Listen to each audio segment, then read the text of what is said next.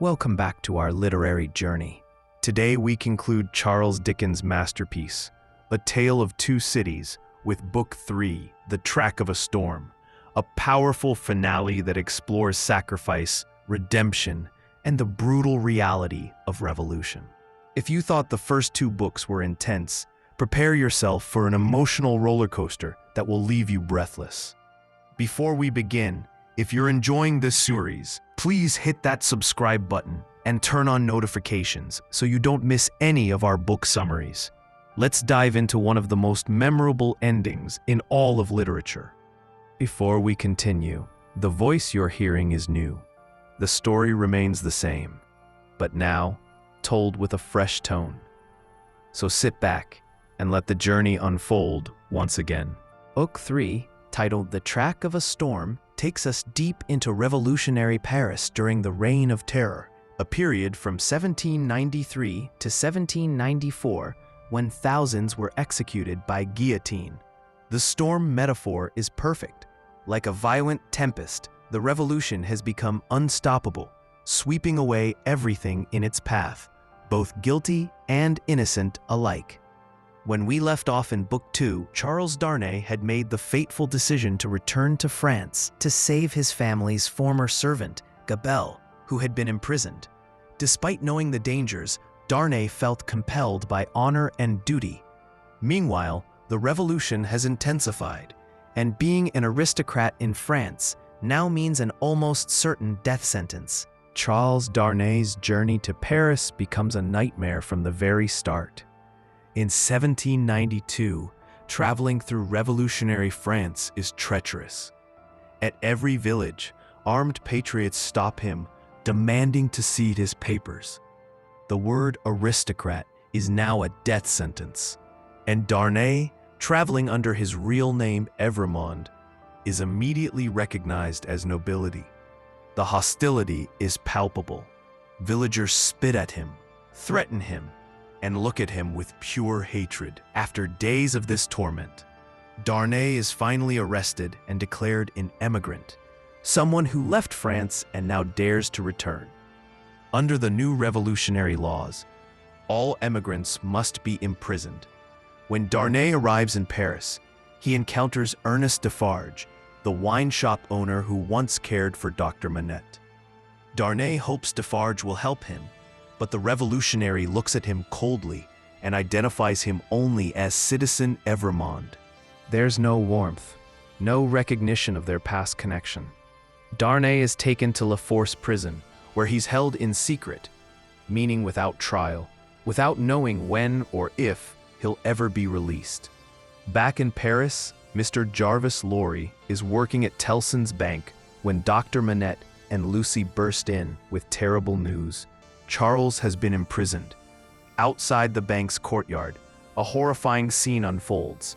A bloodthirsty mob uses a grindstone to sharpen their weapons, preparing to massacre prisoners. But Dr. Manette has a plan. As a former Bastille prisoner, someone who suffered under the old regime, he's viewed as a hero by the revolutionaries. He rushes into the crowd and announces himself. Immediately, the cry goes up, help for the Bastille prisoners' kindred in La Force. The mob, which moments ago was preparing for murder, now carries Dr. Manette on their shoulders to save his son-in-law. This scene brilliantly illustrates the revolution's chaotic nature. The same crowd can be both savior and executioner depending on their mood. Mr. Lorry worries that housing Lucy, the wife of an imprisoned aristocrat, might endanger Tellson's bank. He finds separate lodgings for Lucy, her daughter, Dr. Manette, and Miss Pross, while Jerry Cruncher stands guard. Defarge arrives with a message from Dr. Manette, confirming that Darnay is safe for now. But Defarge brings along his wife, Madame Defarge, and another revolutionary woman known as the Vengeance. Madame Defarge coldly studies Lucy's face, memorizing it. When Lucy begs her to show Charles mercy, Madame Defarge responds with chilling indifference. The revolution will not stop for you or your family. The shadow of doom has fallen over them all. 15 months pass. Dr. Manette, using his influence as a celebrated former prisoner, manages to keep Charles alive. He even becomes the prison doctor, allowing him to see his son-in-law regularly. This period is like the calm at the center of a storm. Temporary, fragile, and ominous. Lucy discovers a spot outside the prison where Charles can sometimes see her from his window. Every day, she stands there, rain or shine, hoping he'll catch a glimpse of her and know she hasn't abandoned him. A strange wood sawyer works nearby, imitating the guillotine's motion with his saw, calling it the little window through which aristocrats look out at eternity. One day, Lucy witnesses the Carmagnole, a wild, frenzied revolutionary dance performed in the streets. It terrifies her, because she sees in it the complete loss of humanity, the transformation of ordinary people into a bloodthirsty mob. Finally, after 15 months, Charles Darnay stands trial before the Revolutionary Tribunal. The evidence against him seems overwhelming. He's an aristocrat, an emigrant who left France and dared to return. But Dr. Manette testifies passionately on his behalf, explaining that Darnay renounced his inheritance, married an Englishwoman, and has harmed no one. The tribunal is swayed. Against all odds, Charles Darnay is acquitted. The courtroom erupts in celebration. He's carried through the streets in triumph, embraced by the very people who wanted him dead moments before. It's a miracle. But the celebration is short-lived. That very evening, as the family celebrates their reunion, there's an ominous knock at the door. 4 rough men enter and arrest Charles Darnay again. This time, he's been denounced by 3 people: Ernest Defarge, Madame Defarge, and, most shockingly, Dr. Alexander Manette himself. Dr. Manette protests that he never denounced his son-in-law, but it doesn't matter. Darnay is dragged away and Lucy collapses in her father's arms. How could Dr. Manette have condemned his own family? Sidney Carton has been in Paris all this time, working quietly in the shadows. Now he reveals his plan. He encounters Miss Pross's long-lost brother, Solomon, who's working as a spy for the revolutionaries under the name John Barsad. Carton recognizes him as the same man who testified falsely against Darnay at his trial in England years ago. Carton threatens to expose Barsad as a double agent unless he agrees to help. In a tense conversation at Tellson's bank, Carton forces Barsad to promise him access to the prison if needed. He's also been carrying a mysterious chemical substance he purchased from an apothecary. We don't yet know why, but it's clear Carton is preparing for something. That night, Carton wanders the streets of Paris, and we see a profound change in him. He's no longer the dissolute, self-loathing man we met in Book 1. He recites a biblical passage, "I am the resurrection and the life." He's found purpose at last. Carton overhears a conversation between the Defarges that chills his blood. Madame Defarge reveals that she plans to denounce not just Charles Darnay, but also Lucy, her daughter, and even Dr. Manette. Her revenge knows no bounds. She wants the entire family destroyed. Carton quickly warns Mr. Lorry and tells him to prepare papers for everyone to flee France the moment there's an opportunity. The trap is closing and time is running out. At Charles Darnay's second trial, the court is packed with spectators eager for blood. The prosecution presents their evidence, and Ernest Defarge reads aloud a letter written by Dr. Manette himself, hidden in his cell in the Bastille years ago. The letter tells a horrifying story. In December 1757, young Dr. Manette was summoned urgently by 2 aristocratic brothers, twin Evremondes. They took him to a house where he found 2 patients, a young peasant woman, delirious and dying, and her younger brother, fatally stabbed. The woman kept screaming about her husband's murder. The dying boy told Dr. Manette what had happened. One of the Evremonde brothers had seen the boy's sister, a beautiful peasant girl who was married. The aristocrat wanted her for himself. When she resisted, he raped her repeatedly. Her husband tried to defend her and was murdered. The boy confronted the Evrémonde, who had violated his sister and was run through with a sword. Despite Dr. Manette's best efforts, both siblings died. But before dying, the boy told him that their youngest sister had escaped and was hiding somewhere safe. Dr. Manette was horrified. He refused the Evrémonde's bribe to keep silent and instead wrote a letter to the authorities, exposing their crimes. But the powerful aristocrats intercepted it.